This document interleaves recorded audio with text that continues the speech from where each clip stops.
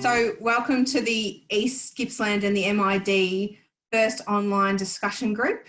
I really appreciate you coming along today. I know it's a different platform and it can be a bit challenging, but I think it's well worth it.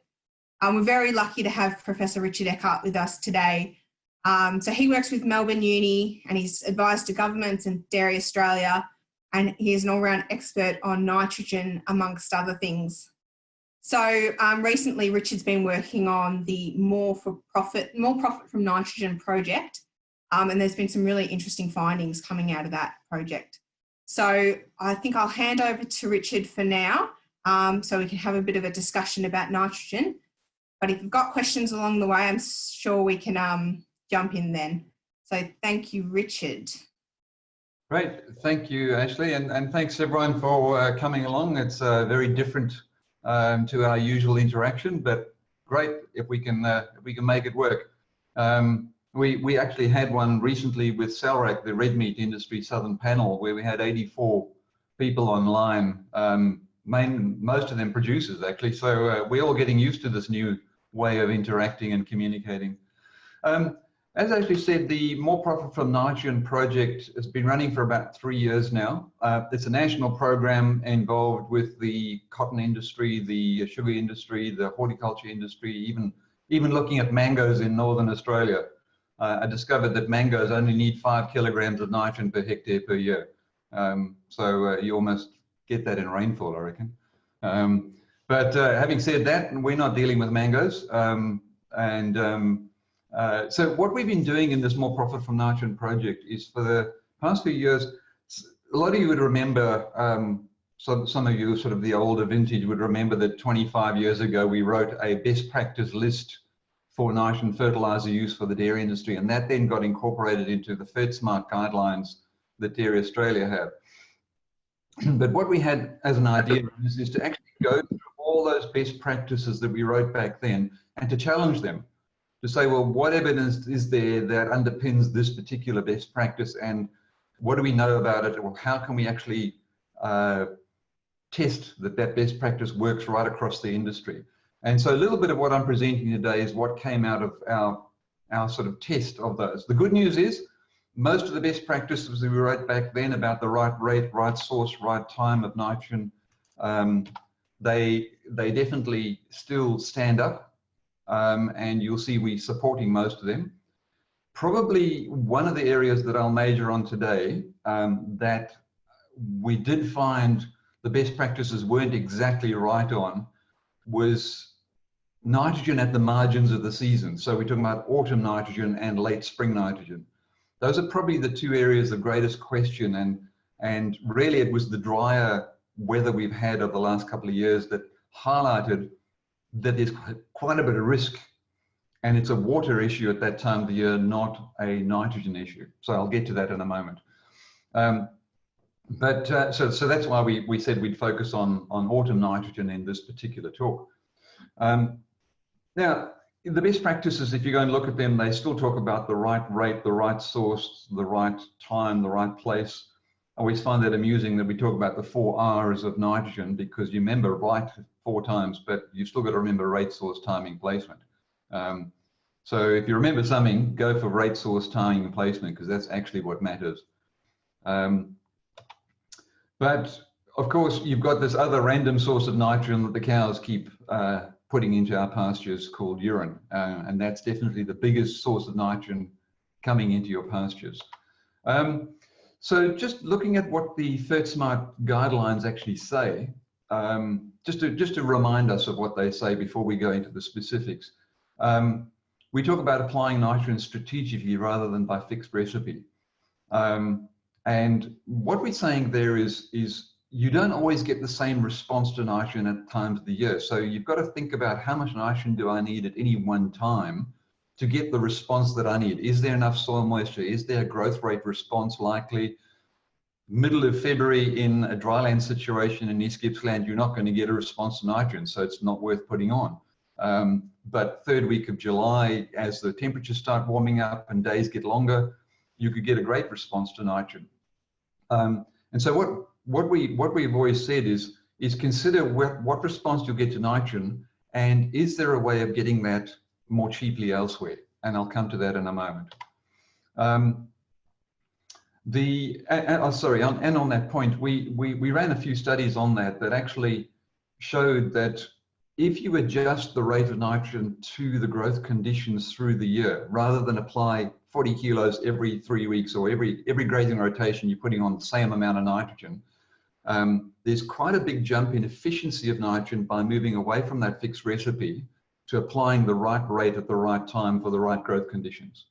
So just a point. The other point was only apply nitrogen when the pasture is actively growing and can utilize that nitrogen. That seems all too obvious, but what this research has actually shown us is that sometimes when soil moisture is not adequate, putting on nitrogen is not going to help. It seems all too obvious, but what we've actually found, and I'll come to this again, particularly with some of the autumn periods, where there might be enough soil moisture for the grass to grow. But when you accelerate it and you get it to grow at a faster growth rate, so you're going from, say, 20 kilos of dry matter a day to 40 kilos of dry matter a day, there just isn't deep enough soil moisture to allow that growth to occur. So putting on nitrogen is not going to help unless you've got the deep soil moisture. So I guess that's the point we're trying to make here. Is the moisture adequate in the soil? And is there likely to be rain or irrigation in the follow-up regrowth period that will ensure that moisture is not the limitation to the response you're going to get to nitrogen? And obviously temperatures are an issue, probably not down your way as much. That's more northern Victoria. We do stick to the recommendation around rates of somewhere between 25 and 50, and I'll explain this in a moment again. This is kilograms of N per hectare per rotation. So, if you're talking urea, it's roughly double that. Some innovation that came out of the work in Western Australia started giving us the way of thinking about this as a daily equivalent. So how do you adjust that 25 to 50 to know, well, is it 25 or is it 50? Then you think about, well, what's my rotation length? And therefore, how much nitrogen per day equivalent am I applying? So you can adjust that 25 to 50 to suit a 3-week rotation through to a 4-week rotation. So you might be 1 kilogram per hectare per day equivalent on a shorter rotation, or up to 1.75 or 2 kilograms of nitrogen per hectare per day equivalent if you're on a longer rotation. And this is an important one that we often miss, is ensure that the pasture growth that the extra pasture growth you're stimulating, ensure that it actually gets utilized. Because we might talk of a 10-to-1 response. That's 10 kilograms more nitrogen per kilogram of fertilizer you've applied. 10 kilograms of dry matter extra per kilogram of nitrogen applied. But if you're only grazing half of it off, well, that's actually a 5-to-1 response. And 5-to-1 is marginal economically. Often you can actually buy, outside of the drought period, you could buy feed cheaper than a 5-to-1 response to nitrogen. So if you're not going to utilize the extra grass, or planning to utilize the extra grass you're growing, there's no point to putting on the nitrogen. So what this graph shows is what I call utopia. Utopia is northwest Tasmania on a red soil irrigated perennial ryegrass. In all the work we've done around the whole country, that has to be the best conditions under which to grow ryegrass. So forgive me if I'm showing you utopia and you say, well, I don't get 100 kilos of dry matter growth a day from my ryegrass. The moment you change, say, to warmer conditions or less ideal soil conditions, you move away from the best response. But just as an illustration, so this is how we think about nitrogen. There you've got the growth rate you can achieve, and Elliot, pretty impressive. And you've got the fertilizer you can apply per hectare per month in kilograms of nitrogen. So you can see, obviously, it's what we call diminishing returns. So as you increase the rate of nitrogen you apply, you come to a point where, like everything in life, you can't get more with more input infinitely. It will tail off. So the pasture says, oh, I had enough, I've got enough to match the amount of other nutrients I've got, the genetic potential of the pasture, and the amount of moisture. And putting on more nitrogen is not going to give you any more dry matter response.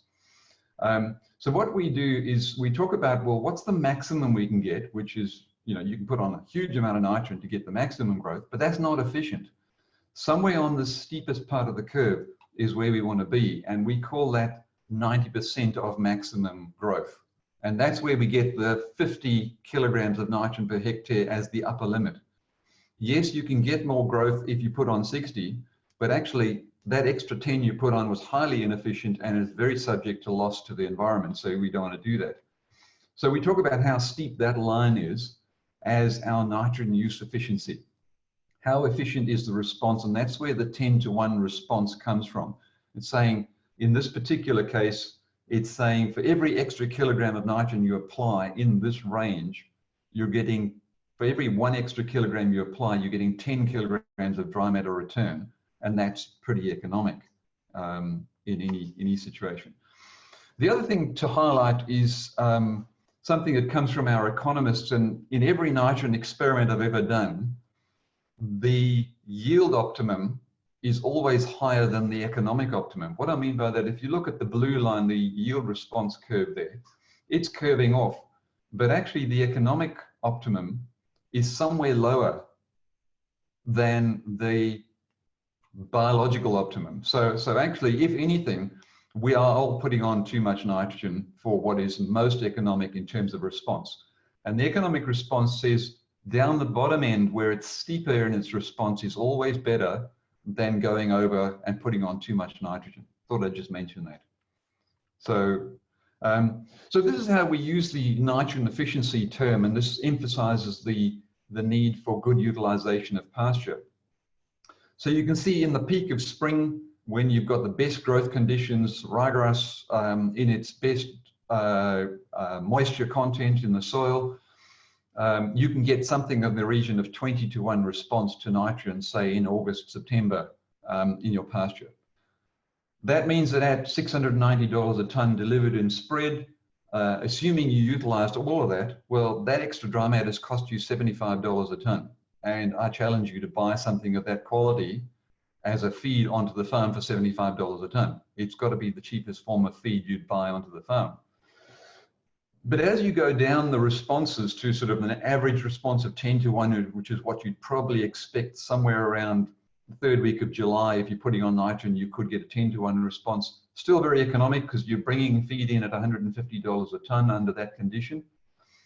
But if you start going to a dry situation without irrigation in February, you're probably looking at a 3-to-1 response. And at 3-to-1 response, you're paying $500 a ton for the dry matter you're producing. That's if you're lucky enough to even get a response to nitrogen. The other thing to watch is that third column of data, the utilization column. And you can see that if you utilize 100%, it makes a big difference compared to utilizing 75%. So take the average 10-to-1 response. If you're utilizing 150, if you're utilizing all of the extra grass you grow, well, it's cost you $150 a ton. If you've only utilized 75% of the extra grass you've grown, well, it's cost you $200 a ton. And it makes a big difference. So a lesson in here is if you plan to use nitrogen, plan to adjust your grazing management to the higher growth rate that you're going to achieve, and plan to utilize that extra grass that you're growing because it contributes to the economic value of using nitrogen. Richard, sorry, I'll just jump in. So at the moment, we're not limited by moisture at all, I think. No. So what's limiting us at the moment is probably temperature. And we had an interesting discussion about this yesterday on the Yarram discussion group. Because they're not limited on moisture either. And we were debating about whether we're better off being at 80 kilos or 100 kilos based on that, how much is being used per day at the moment. Possibly yourself or anybody else in the group, have you got any ideas about where we are on that growth curve? Yeah, so from my perspective, we're still in April. The temperatures this weekend is going to be cold, but temperatures are generally pretty good still. You've got to remember perennial ryegrass maximizes its growth rate at 16 degrees daytime temperature. So it actually likes cold weather. And so it's not really yet limited by temperature. As you'll see in some of the later slides, it's not surface soil moisture that we worry about. It's actually the down to 30 centimetre moisture that we really worry about. To get the best response to nitrogen, you actually need moisture sitting further down the soil profile. I think we're okay with that at the moment this year. Last year we weren't, this year we were.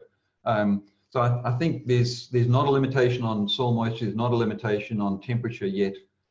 You've got to be late May before temperature is a limitation. So from my point of view, if you want the growth rate potential is there, and you can go for a higher rate of nitrogen. That's what you were heading at? Yep, that's exactly the answer I was looking for.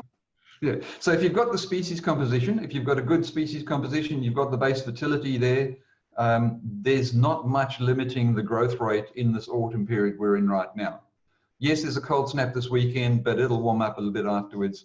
And we really haven't got the soil temperatures down. So, you know, when you start getting soil temperatures down below 10 degrees, probably closer to 5 degrees, you're starting to see that that's going to limit your nitrogen response. But right now, I would guarantee the soil temperature is still sitting above 10 degrees in most of the regions you're talking about. And so probably not a big limitation to growth rate. So I'm going to hit you with a very large graph here, but I'll explain it and it all makes sense once you get through it. So it's trying to give you a snapshot. So what we did is in the columns are different sites. So Ellenbank, dryland situation, Elliot, Northwest Tasmania is the second column. That's irrigated, spray irrigated. Then there's Mount Gambier, centre pivot irrigated. Then there's Taree in New South Wales. That's strategically irrigated in summer. In winter annual ryegrass irrigated. And then there's Terang, which is a dryland site. So I'm just trying to give you a snapshot. Terang, sort of your drier Western Victoria, Ellenbank, your sort of wetter West Gippsland. So hopefully there's a snapshot there. And then we've got the typical response to nitrogen for each of winter, spring, summer, autumn, all right? Now, what we've got in there is, because we ran this through a model, we were able to run 20 years of nitrogen responses. And so what you're looking at is the spread of 20 years of different seasons, different weather conditions over 20 years of running it. Now, straight away, what you look at is in winter at Ellenbank, it's a very tight spread. So you can see there's a response to nitrogen up to about 30, 40 kilos of nitrogen, and it flattens out after that. That's because there's plenty of rainfall at winter at Ellenbank at that time of the year. So over 20 years, there's not much of a spread in the response to nitrogen because soil moisture is pretty reliable in July in Ellenbank. And you can see that all the way through. Most of the places have got reasonable rainfall in that, or irrigation in that rainfall period. You start looking at some of the other responses at different times of the year. So if you go down to spring, at Ellenbank, what we're now showing you is these are what we call box plots. And so the middle line you can see is the average. The grey boxes give you sort of 25 to 75% of those years, and the lines on either side give you the extremes.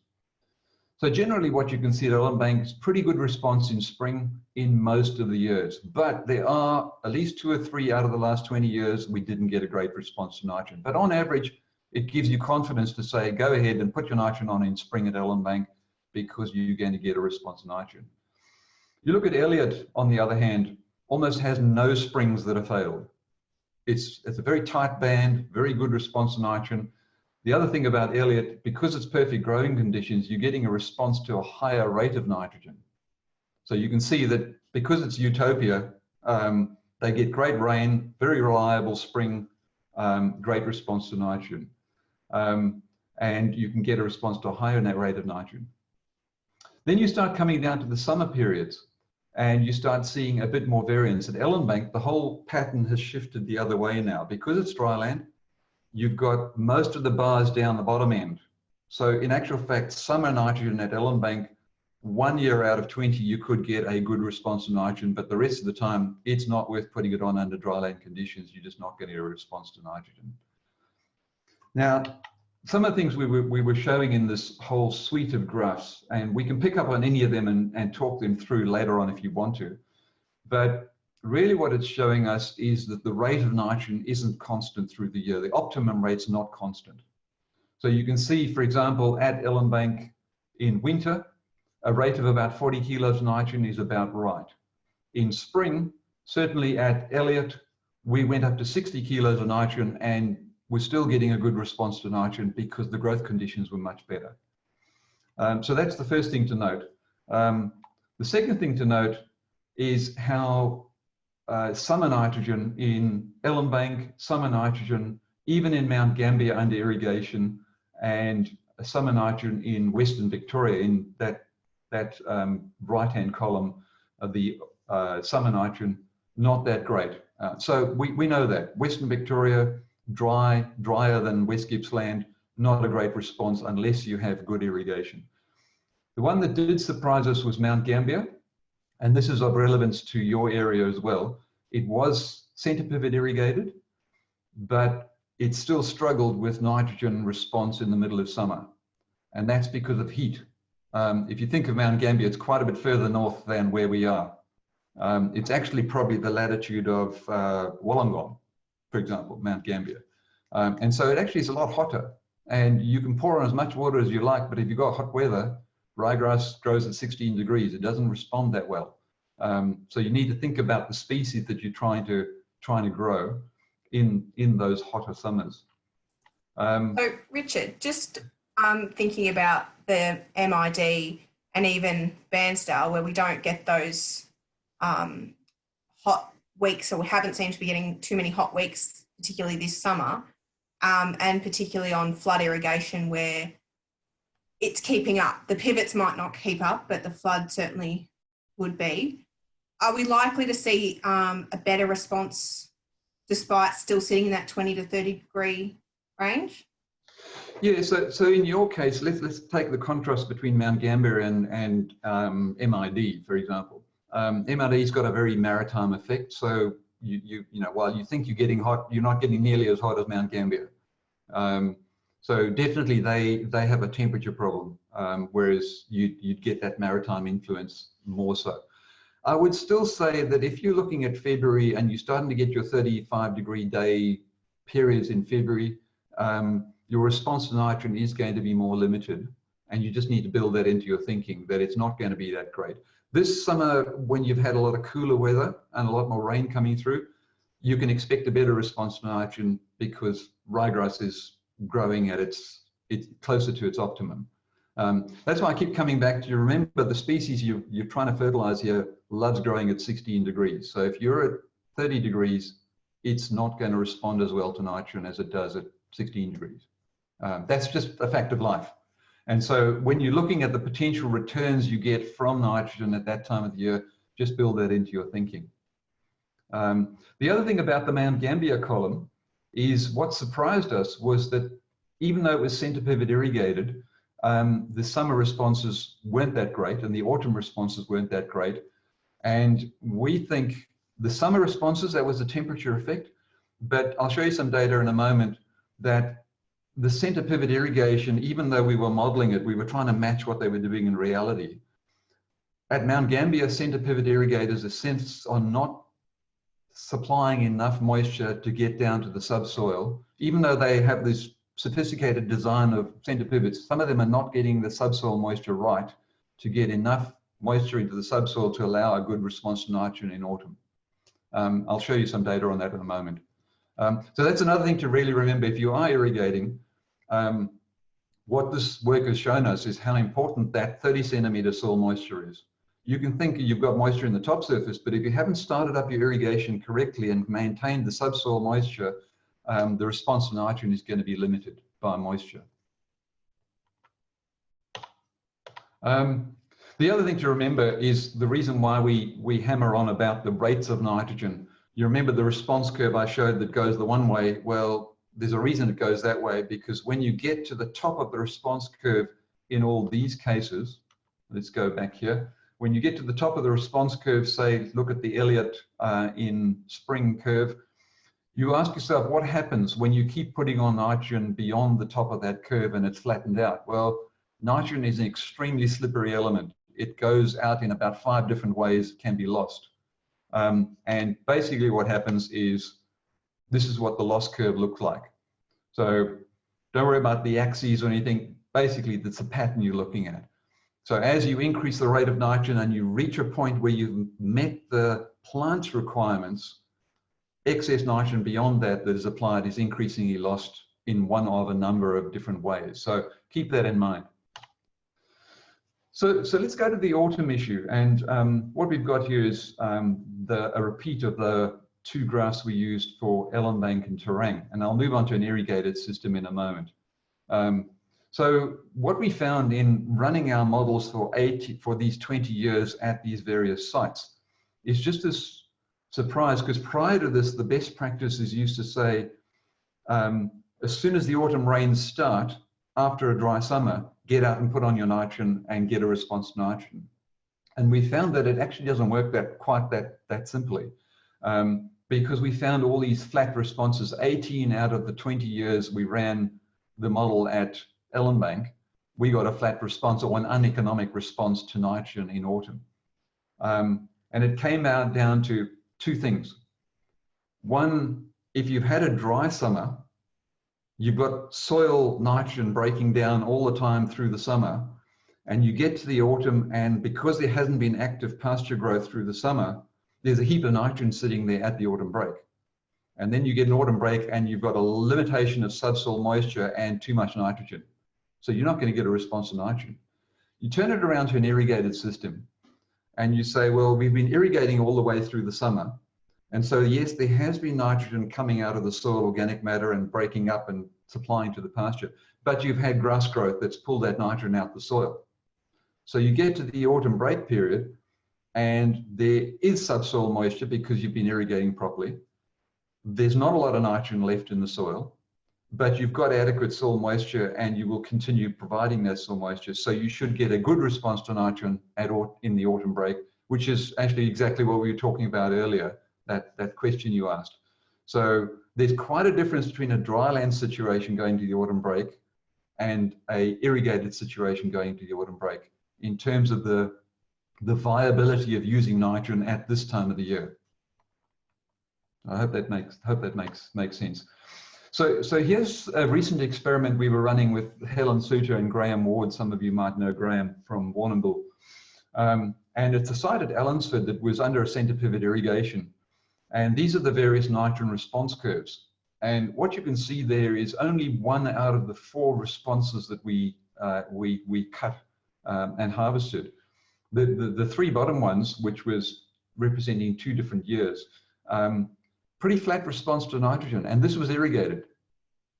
And so it really started making us question, well, what's going on here? Because, well, in theory, it should get a great response. So the 16th of April one, the top response is what we would expect in most autumn periods in a center pivot irrigated system. But we weren't getting that until we looked at the soil moisture that was happening in those sites. Now, what we've got here is just different levels of soil moisture and different profiles of the soil. So you can see the temperature in brown, which is fine. That just follows the usual pattern for over the 3 years. And then we've got soil moisture at 3 different depths there. And you can see the surface soil moisture, the 10 to 20, and then the 20 to 30. And in the first year, granted, even though it was irrigated, because the irrigation system had started late, they were never able to actually catch up. And that by the autumn period, there was a lack of soil moisture in the subsoil, and so we got a poor response to nitrogen. Not enough moisture in the soil. It wasn't a nitrogen problem, it was a moisture problem. The second period we were looking at, the surface layers, both the 0 to 10 and the 10 to 20, they look quite adequate. And we still got a poor response to nitrogen. But if you look at what was happening, the subsoil moisture was lacking. So the irrigation hadn't kept up the subsoil moisture. The third year, even though the surface moisture wasn't as good, the subsoil moisture had come up because the irrigation started at the right time and we got a decent response to nitrogen in the autumn. So I guess that's the learning we took from this, is that subsoil moisture is actually really critical to maintain. And those of you who might remember the irrigation work that came out of Tasmania about 20 years ago with Mark Freeman, I think it was, emphasized that the startup time of irrigation is really critical, because if you don't start at the right time, you can't make it up later in the year if you haven't kept that subsoil moisture going. So that affects your nitrogen response as well. So Richard, sorry, I might just take a beat and see if anyone has any questions to ask. If you've got a question, just pop your hand up or take yourself off mute. It's been a fair bit of information come at you. And I'm happy to come back to that big series of curves if you've got specific questions about that. Because that's a lot of information, but it's trying to give you a snapshot of the big picture. Question? Ashley, it's Graham. It shows me one thing about the centre pivots. It's you've got to be really on the ball to get enough subsoil and moisture, and that probably shows in a year like this where we've had good rainfalls that boosted the maize crops and things like that. But otherwise, subsoil moisture could have been a problem for most of our pasture management. I think James might be able to talk a bit more to this, but yeah, the work that I've been doing with Alexis on the smarter irrigation has shown exactly that the pivots are underdone and we're missing a lot of growth because of that. James, did you have anything to add on that? Well, yeah, I guess, you know, that data and that information that over summer pivots can be a little bit underspec, you know, comes back to when you are initially choosing your pivot for your system, yeah, understanding what you'll want it to do and making sure that it can, yeah, supply moisture at the time that you want it to. So, yeah, some farmers will, yeah, just make the decision to turn their pivots off over summer and restart again once the peak period is over, and they'll just prioritise their flood irrigation over summer because they can keep up. And then in contrast with the flood, you've got that day or so around flooding where you're in an anaerobic state and your grass isn't growing as such. We've got two completely different problems there. Yeah. I'd comment that the penalty of that sort of anaerobic state is pretty minor compared to the loss you'd get from not getting enough moisture on the site. I don't know if James has a comment on that, but you know, the number of pivots I've come across that can do 5 millimeters maximum in a round, and you think of February at Mount Gambier, 45 degrees centigrade, your evaporation is higher than your application rate. And so you might as well not switch it on because you're evaporating as fast as you're putting on 5 mils per day. Yeah, Dairy Australia AgVic are doing a bit of work on that. We've got a site in Cabanes with Ben Thexton looking at flood, and then in Yarram looking at pivots for that exact question about that evapotranspiration rate versus irrigation, and how that all works and how we can maximise profit. So that you'll be updated on that as it comes out, but that's just a side note. So are there any other questions for now, or will we keep pushing on? No? All right, I think we'll move on. Sorry, Richard, keep going. No problem. Thank you. So we also looked at the late spring period, this has always been controversial as to, you know, if you don't have irrigation, how long do you keep applying nitrogen? And I would venture to say that after presenting this to a bunch of farm consultants in Warrnambool recently, it remains controversial because we can show that, you know, again, soil moisture is playing a role in, say, November. If you don't have enough moisture, you're not going to get a good response to nitrogen through the regrowth period. And so we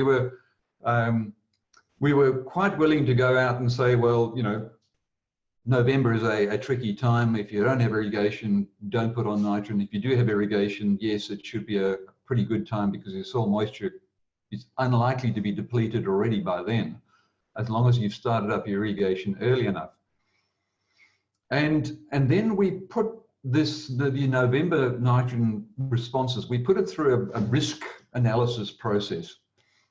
And actually, the the few years in which you get a good response to nitrogen in November because you've had a surprise follow-up rain, the bonus of that response was so big that it swamped out all the other years when you didn't get a great response to nitrogen. And we had a general consensus, a general revolt in the audience actually from all these consultants saying, you know, if we can get those bonus years where we do get a good late season response to nitrogen, we're just going to go ahead and do it. And so I'll leave that as a question for you, but where the risk is high of not getting a response, but the reward of those few years when you do get a good response is actually quite big in November. So maybe that's a point we can actually talk about at some stage, actually, because our modeling says, you know, out of the 20 years we looked at, there were quite a few years where there was no response. The other thing that came out of our research was looking at, well, what happens to that nitrogen if it's too dry to get a response? And what we actually found was that there was an increase in growth rate consistently from that nitrogen over the next few months. So it actually, not a lot of it was actually lost. What I'm saying there is, although it wasn't an efficient response to nitrogen, because in that late season, there weren't a lot of nitrogen losses happening, that nitrogen actually did hang around for a few rotations afterwards and continue to come out of the system. So I guess that comes back to saying, you know, late season nitrogen under those conditions is probably a risk worth taking if you want that extra growth and you think you can get it. I see there's a question here. So the question is, would that increase in dry years be because of a more favorable C/N ratio, would improve organic matter breakdown, more favorable when urea is applied in dry years? So what we looked at here was, does applying nitrogen in that late season actually feed the soil organic matter? And it comes out later because it's actually gone into a what we would call a higher C/N ratio. So in August, for example, if you put on nitrogen, we found that you get a response in the 4 weeks immediate post the nitrogen and maybe in the regrowth after that, but nothing more than that. Because the nitrogen is available to the plant immediately, there's enough moisture in the soil. And not much of it gets stored in the organic matter because there's already a lot of nitrogen sitting in the soil. In November, you start having a situation where there's less nitrogen in the organic matter. And so putting on the nitrogen that isn't utilized because it's not leaching, it's not draining, it's not being lost in some dynamic process, a lot of that nitrogen actually does go into the organic matter and comes out as mineralization steadily over the next few months. So that's actually what we found was going on there. Does that answer your question? Yeah. It's you know, in late season nitrogen, if you irrigate it, yes, it's a great response to nitrogen. If you are dry land, you might want to consider the deep soil moisture as well at that time of the year. And again, here's what was happening to the soil moisture as we went into that season. And so if you're looking at those responses we were looking at there, that was the soil moisture in the soil surface. So if I had to summarize what we've been talking about, you know, the autumn nitrogen, yep, poor response to nitrogen unless there's good soil moisture or rainfall. If you've had summer rainfall or irrigation, you need to look carefully at, did you maintain that deep soil moisture? And is there a prospect of follow-up rain? So take last year compared to this year, for example. Last year would have been a higher risk. This year, well, we've had a pretty good autumn so far. And so not a lot of nitrogen left over from the summer period because of good summer growth. And plenty of soil moisture to get a response to nitrogen right now. The other thing to remember about nitrogen is as you come into the autumn period, you get a better winter growth on average by putting on autumn nitrogen. What I mean by that is if you build the plants up prior to the cold period, they actually respond better in regrowth when it gets cold. So putting on nitrogen for the first time in June isn't as effective as having put it on in April, May, and carrying a stronger plant into the winter period. You actually get a better response to nitrogen in June if you put on nitrogen before June. Richard, I just think on that point, is there, and maybe the agronomists online can comment to this as well, just the source of nitrogen heading into winter, obviously sulphur being higher requirements in winter, are we better off switching to SOA or maintaining urea? Or does it depend on what's limiting? Yeah, look, this is something that came up when we switched out of using superphosphate into using DAP. Because a lot of us used to, 20 years ago, there was a lot of super being used and you automatically got the sulfur at the same time. And so sulfur was never really an issue. Then we switched into DAP as a very cheap source of nitrogen, or we used in DAP and urea together to get the right rate of nitrogen. And quite a few systems have found themselves lacking in sulfur. And there is a sulfur-nitrogen interaction that happens in late spring in the nitrogen response. So we have shown that soils that are low in sulfur might not get the response to nitrogen they need in spring. So if you know you're lacking in sulfur, then yes, come in with a single application of ammonium sulfate. It is a lot more expensive. It's about 20% more expensive per unit of nitrogen than using straight urea. But you then have to cost it and say, well, what other source of sulfur could I buy to get that response? So if you're using ammonium sulfate, you will get a fairly dynamic response to the sulfate that's in there. If you're using elemental sulfur, you've got to remember it takes longer to break down and become active in the soil. So you've got to put it on a lot earlier than spring to get the sulfur response. So yeah, there's definitely, just remember it is more expensive. The only other caveat with ammonium sulfate, because we have found some producers using it quite regularly, and I would say you've got to remember it's highly acidifying.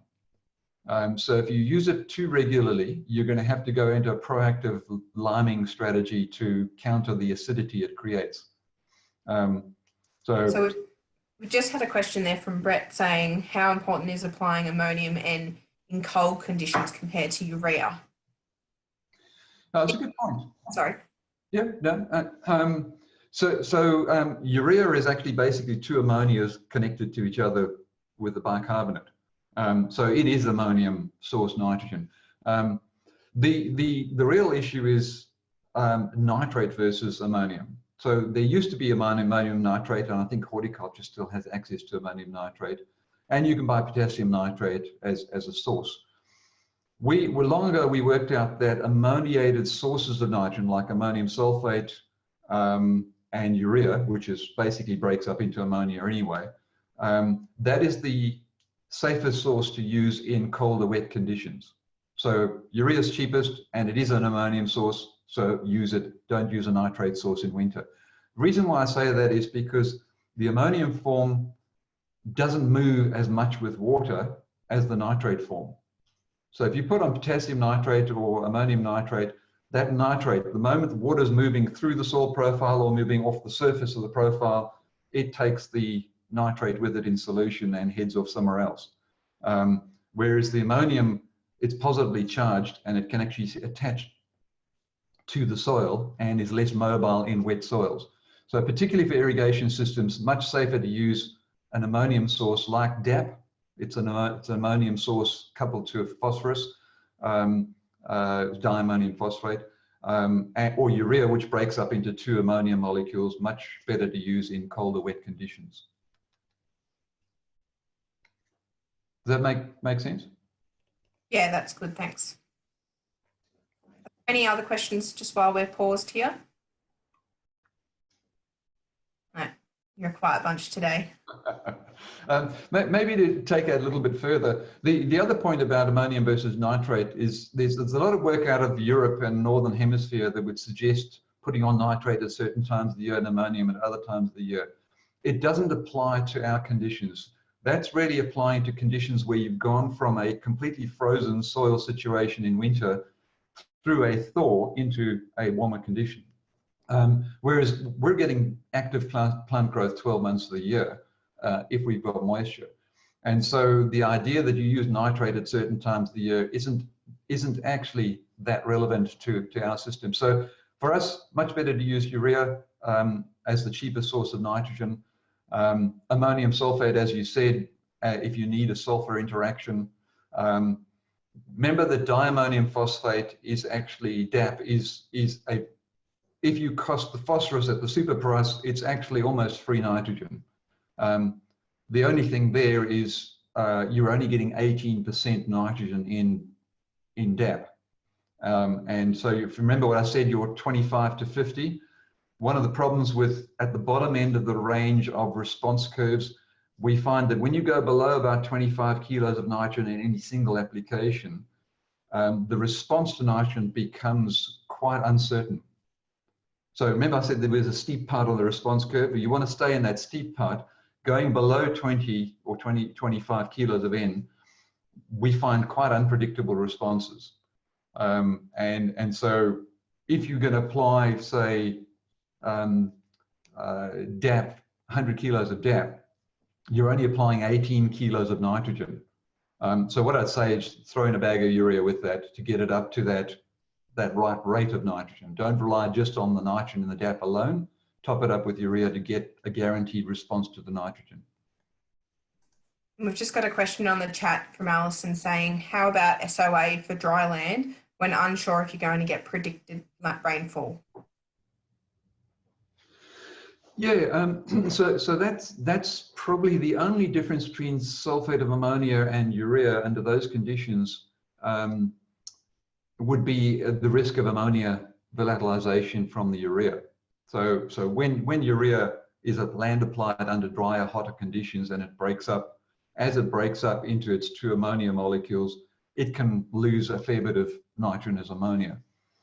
That would be the only difference. So sulfate of ammonia, doesn't have that same reaction, and so it's less subject to that loss process. I would say the sort of usual answer to that is if you apply the best practices on how to use urea, you can keep that loss well below 10% most of the year round, and the price difference is about 20%.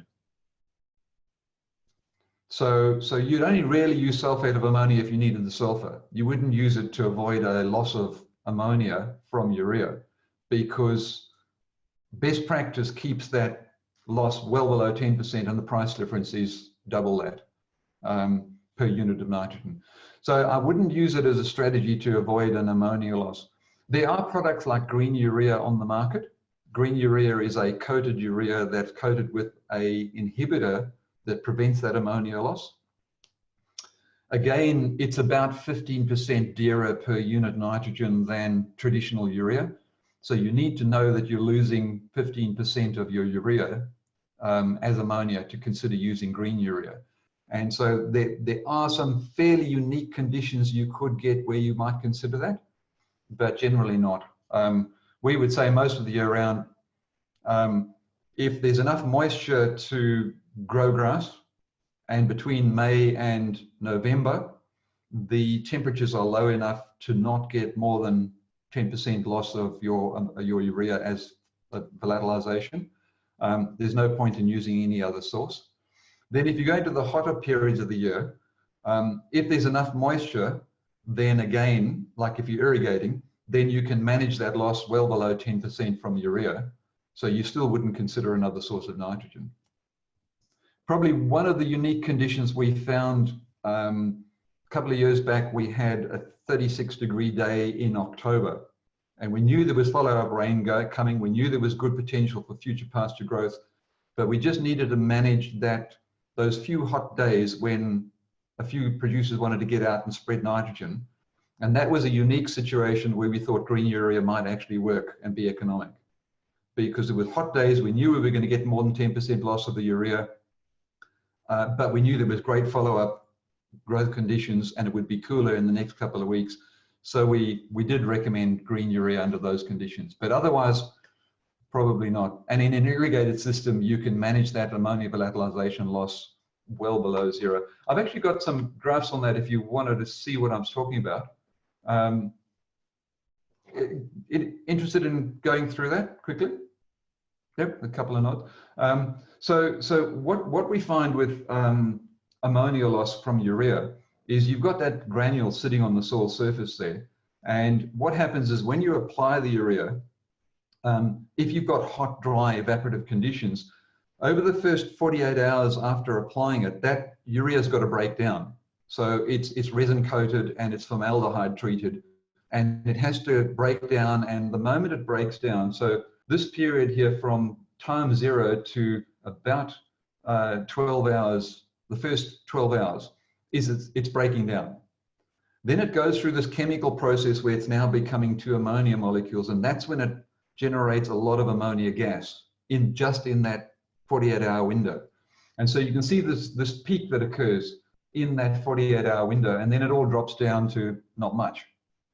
So all you're really trying to do in that management is manage that little peak of loss. And so the ways in which we looked at different irrigation strategies on how to manage that. And let me talk you through this. So we had a control treatment, and there's 3 different years here, 99, 2000, and 2001. And you can see different years differ. But what we were doing is in the middle of February under dryland or irrigated conditions. So the 5 millimeter treatment said what happens if you put the urea out and you have 5 millimeters of rain or irrigation on it in the middle of February under the worst possible conditions to lose ammonia. And we lost, what, 5 kilos of nitrogen per hectare there from that. So that was less than 10% loss that we incurred there. If you got 20 millimeters of rain on top of your urea, so that's assuming, for example, you put out the urea before you irrigate in your situation, in the middle of February under the worst possible conditions, we eliminated the loss. So a small amount of water on top of urea. So if it's only 5 millimeters, it actually doesn't make the situation worse. If it's 20 mils, it eliminates the loss. But let me emphasize, that's only during the hot time of the year when there's a high risk of ammonia loss. If you looked at the delay treatment, this was assuming that you didn't believe the Weather Bureau or you didn't have the irrigation. And you said, well, we think rain's coming. Let's wait for the rain to come. And the morning after 25 millimeters of irrigation, in this case, we went out and spread it in the middle of February under hot, dry, evaporative conditions. And there you can see that 1 out of the 3 years, we lost about 25% of the nitrogen we applied. And that was because you can imagine the situation, middle of February, 30-degree days, wind blowing, you've got it sitting on a wet soil surface or a slightly damp soil surface, highly evaporative conditions, and we lost 25%. So even there, only 1 out of the 3 years was bad. So I guess that's the message. Most of the year from May to November, it's probably too cool to lose a lot of ammonia from urea. You've got a lot of moisture around, the risk is pretty low. If you go into the hotter times of the year and you've got water, well, actually, if you don't have water, you probably shouldn't be putting on nitrogen anyway. But if you do have soil moisture or you do have irrigation and you put it on after the nitrogen, you can eliminate that risk of loss. Does that make sense?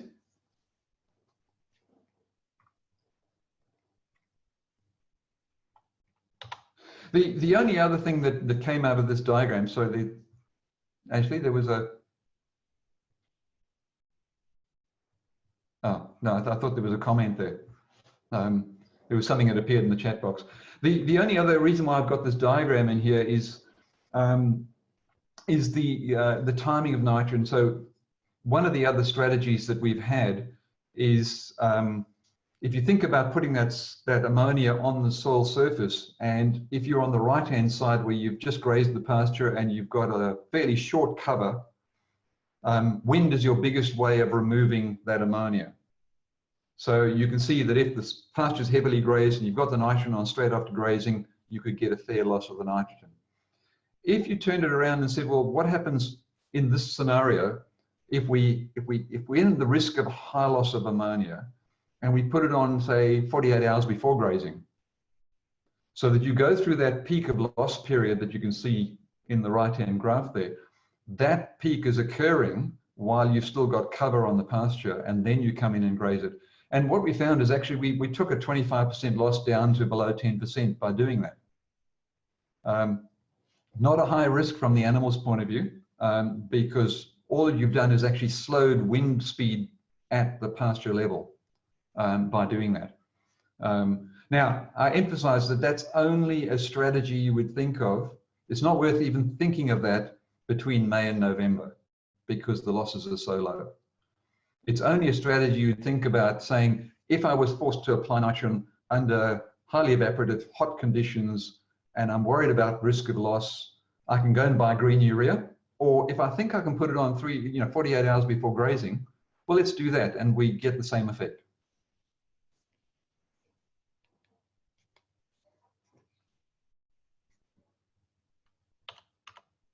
And I think that was the main content of the talk. The rest was aimed at answering questions if there were. All right, well, I'll just stop sharing that screen so I can see everyone's pretty faces.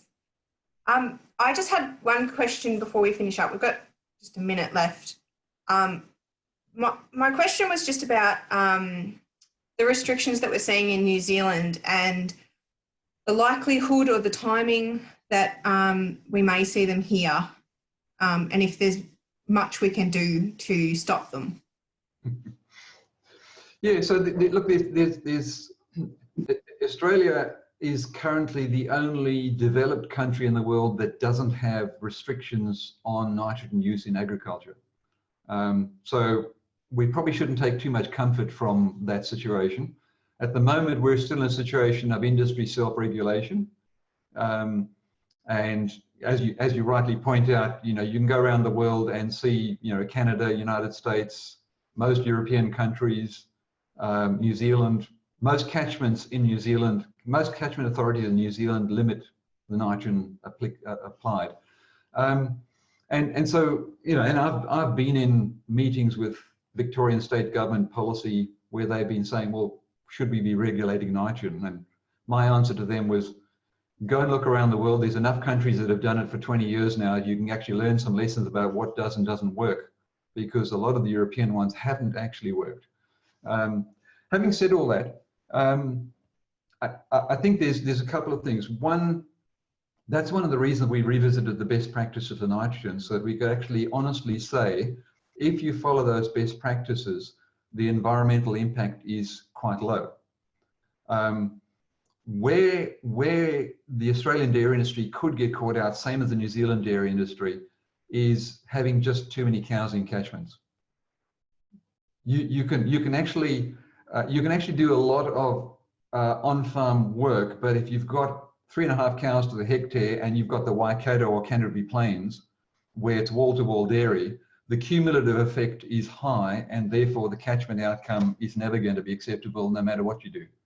And I say this because I actually sit on Dairy NZ's nitrogen committee, where we're looking at a whole lot of strategies of feeding plantain and feeding grain and coming up breeding cows for lower nitrogen urine output. And you keep looking at all the data coming through, and at the end of the day, it's about how many cows have you got in the catchment. Now, having said that, the Australian industry is being less under focus because there are very few situations where we have an entire catchment that's completely dairy. And that's the situation New Zealand's facing right now is, if they wanted to limit nitrogen in the Waikato or Canterbury Plains, do they need more diverse land use in the catchment to be able to do that?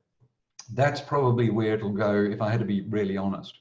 So there might be focal points in your area where there is quite a close connection of dairy farms. But generally across the Australian dairy industry, one of the reasons we have less of a problem than New Zealand, or less of a focus, is simply because of diverse land use. That might not be the answer you wanted, but that's the truth. No, that's good, thank you. Are there any other questions from the group before we wrap up? No? All right, well, I'd like to thank Richard for coming and presenting today, and thank you all for attending. I know it's a different platform, but I think it worked well. Now, just before we finish up, I want to spam you with one last thing. Just an upcoming event. Can you all see that? Somebody give me a nod. Yep. All right, so just the upcoming event, the Dairy Business COVID-19 Stimulus Package webinar. Next week, there's 3 dates there that you can pick from. It's just a hour-and-a-half session on all the business packages that are available to you through COVID-19. They're all explained really well, straightforward. So if you're interested in that, you can get in contact with me or jump on to the Dairy Australia calendar. That was all I had. Thank you for my team for helping me out on the other side. And thank you, Richard, again for presenting and attending. All right, that's all. Thank you. Have a good day. Thanks for coming.